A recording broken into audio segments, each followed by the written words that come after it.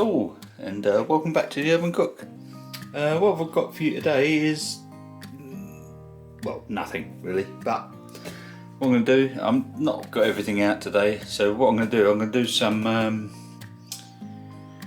some crushed new potatoes with like garlic and olive oil and lemon and all that good stuff, and some crushed tomatoes, little cherry tomatoes, and I've got some sea bass which I'm going to do. Well, I'm going to show you what I'll do as I go along with it, and obviously I'll list everything and put little captions here and there, and you'll see how it goes. So we'll get this started and we'll see you soon.